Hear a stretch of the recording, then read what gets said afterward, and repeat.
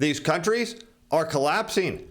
I'm your host, Steve Van Metre, and thanks for joining me today. In our lead story today, an international currency crisis is beginning to unfold and threatening to set off a wave of sovereign debt defaults that will lead to total economic collapse of several countries unless a bailout is engineered in time. We're going to take a look at why this is happening and why it's going to only get worse.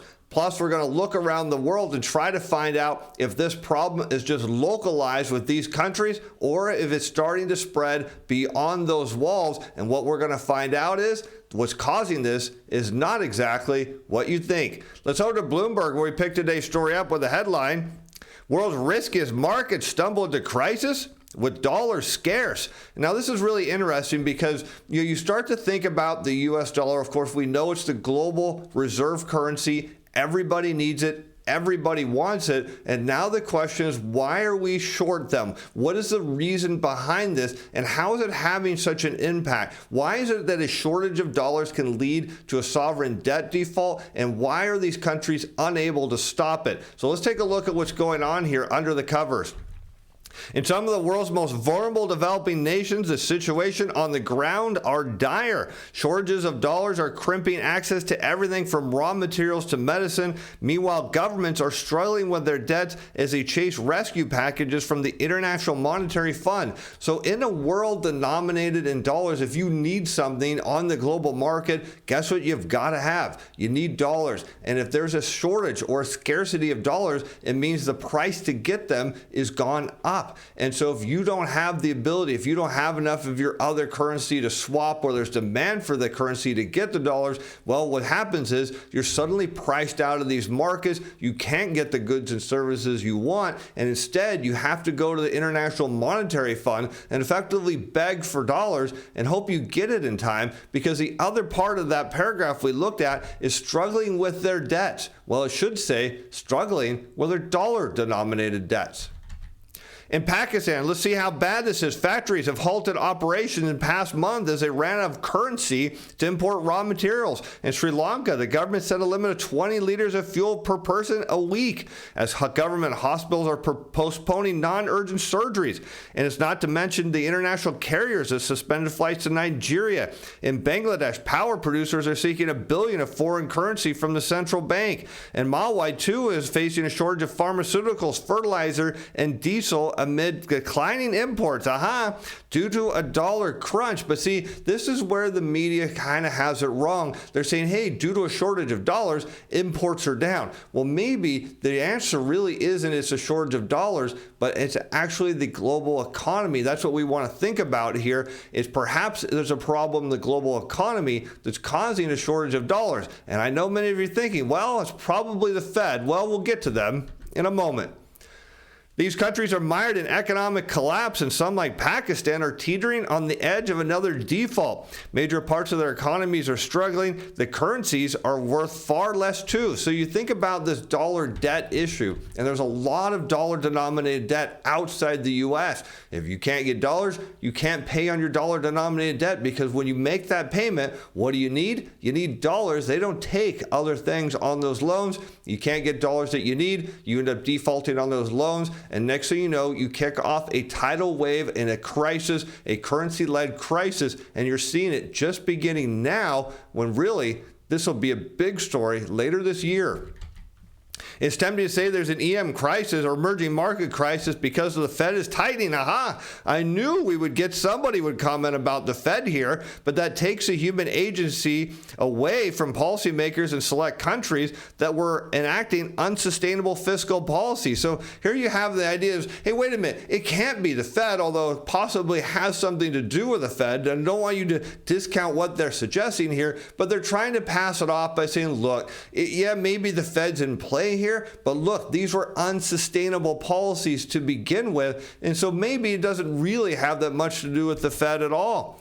But that said, tighter financial conditions, which again, referring back to the Fed now, are exposing policies in some of these countries that are proving unsustainable. And of course, we knew this was going to get pushed back to the Fed, because the whole idea is, for some reason, this is again the global belief, this is what central elites want you to believe, the Fed, Powell, tell everybody is that they control the value of the dollar when they don't. But that's the whole idea here, is if the Fed is raising interest rates, that means they are raising the value of the dollar. That's the prevailing belief. As the dollar goes higher, it actually leads to a shortage of them because it costs more to get a dollar if you need one. And that, of course, is the problem in the global economy. But let's look first at this chart to see that there really is no relationship between what the Fed is doing and the value of the dollar.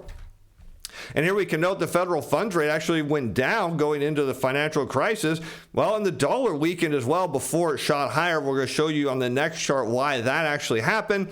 But notably, we see the dollar started to rise here somewhere ahead of 2015, maybe late 2014. Now, many would suggest that that had to do with the belief that the market thought the Fed, more than a year later, was going to start raising interest rates. But notably, you see the Fed starts raising interest rates and the dollar is trending higher, but not that much, not like this big move here. And so once again, you see the Fed raising rates, and well, what happened is the dollar's coming down. So again, let's first dismiss the idea that the Fed has any control of the dollar, because they don't. Now let's discuss this financial conditions issue, because relative to the dollar, it starts to make sense.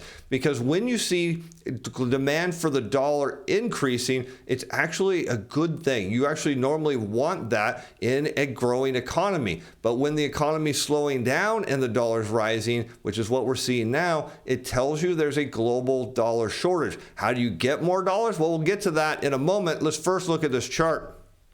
And here we can see the Chicago Fed National Financial Conditions Index. The green line here, the horizontal line, when the red line, the financial conditions, is below the green line, it means financial conditions are loose. So relatively speaking, what do you know? That the dollar shot higher when financial conditions broke out and got really tight. There was an acute dollar shortage. Everybody wanted them. The value of the dollar went way up. And you can almost see that there's somewhat of a relationship here between financial conditions and the dollar. We'll note again, the dollar rallied here a bit as, of course, financial conditions tightened. We can see it happening here again during the pandemic. Demand for dollars as the global economy shut down. And now you can see financial conditions are easing. The dollar's coming down a little bit. But really what we want to see is dollars are created through global trade. So when the global economy is expanding, you should see more and more dollars created. The fact that we're seeing the dollar go up right now is a sign the global economy is slowing. Perhaps what's happening in these countries, the reason they're short dollars is because the global economy has really nothing to do with the Fed. It just has to do with the fact that when you have a lot of debt, debt has to be paid. Those dollars out in the economy have to go to pay those debt. If there's not a lot of dollars left, somebody comes up short. It's a game of musical currency chairs. About 24 nations are lining up for aid from the International Monetary Fund, though the progress has been slow for nations hobbled by debt negotiations. This year already has seen several debt-laden countries, including Egypt, Pakistan, Lebanon, drop their exchange rates as they attempt to unlock rescue funding, with currency traders bracing for a potential wave of devaluations. Now, of course, we know when countries devalue their currency relative to another, what is that going to do? Well, it's going to push the dollar higher and only going to make the situation even worse, when in fact perhaps the opposite of what they should be doing. But we know what they're going to do: devalue against the dollar. Hopefully they can buy more, but you'll watch, it'll send the dollar even higher. But of course that has an impact on the U.S. economy as well, which we talk about a lot on this show, because a stronger dollar, while policymakers here might want that to slow the economy down, it has devastating long-term effects on our manufacturing and our economy. We can see it here on this next chart. Now we've got the nominal broad U.S. dollar in blue against current new orders, the diffusion index for the Philly Fed. And what we can note is when the dollar is rising in value, the new orders collapse, because again, you start thinking about some of these new orders are to export. And of course, if the dollar is going higher, people look elsewhere. You see the dollar rallying here. You see new order growth kind of come up and then roll over and head back down. You see the dollar rising here. It's keeping new order demand, and then it shoots higher. Demand collapses. Again, you see see the dollar rallying here, and of course, new order demand. So again, you kind of to notice that if you see a whole bunch of countries start to devalue against the dollar, that will be an even bigger problem for the U.S. economy. And what that says is the dollar then continues to go higher and trigger, of course, a wave of sovereign debt defaults that once this begins, there's nothing really to stop it, because not only do you have the Fed allegedly tightening or trying to tighten financial conditions, which we've shown they have not done a very good job of at all, but you have the global economy decelerating and is soon to start rapidly decelerating. And when that happens, there's going to be fewer dollars amid a global economy surrounded by mountains of record high debt levels. So now let's look around the other part of the world to see if this dollar shortage is actually going to get better or worse. And what we want to see is global trade starting to expand. And unfortunately, we're not seeing that at all. CMA CGM sees container shipping slowdown continuing in 2023. The company expects a marked slowdown seen in the fourth quarter of 2022 to continue into the current year, according to the French transport company.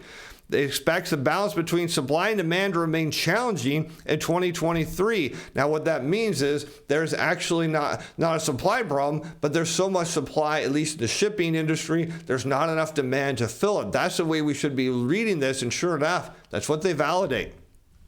Demand prospects seem uncertain, according to CMA CGM, citing dealer inventory destocking in the United States as consumer purchasing power has come under pressure. The second half 2022 trends remained at play in 2023 as market conditions in transport and logistics industry continue to deteriorate, as we talked about last week, and all those container ships lining up outside of China. What you have is way too much supply of shipping and not enough demand. And speaking of China, well, even they're joining the trade here by downgrading their global growth prospects, which for a country that has championed its level of growth, this is a big indicator that things in China are far worse than we thought. As oil drops on China's cautious growth goal, as Fed concerns linger, of course, everybody knows the Fed now is likely to hike later this month, the question becoming how much. But West Texas Intermediate traded below 79 a barrel after gaining more than 4% last week as China's Premier Li announced a goal for growth and gross domestic product growth of around 5% at the annual National People's Congress on Sunday, much lower than economists expected and lower than China's long-term trend targets have had in the past. So here you have, again, leaders of the country saying, look, our targets, we're lowering our targets because, well, we're not going to be able to hit our normal targets, so we've got to lower them down and hope we get even close to this. As GDP forecasts from China were rather low target and maybe a potential reason for oil's weakness, but we expect China will come in a bit of above target if Chinese imports rise and Russian production falls. Prices should move higher from here. Well, that goal, the lofty dream that China is going to hit its targets may just be that, because what we're seeing around the world is demand slowing, and if there's a currency shortage, guess it's going to impact China as well, because of course we're their biggest importer, and that means, of course, if there's a shortage of currency, they're facing it as well. Not enough currency, global economy. Here's what it has to do. This is a key point. It has to shrink to get down to the level where there's enough currency to keep it going. And that could be a big contraction. And with that, I'm Steve Van Metre. Thanks for watching. Thanks for being fans. Bye now.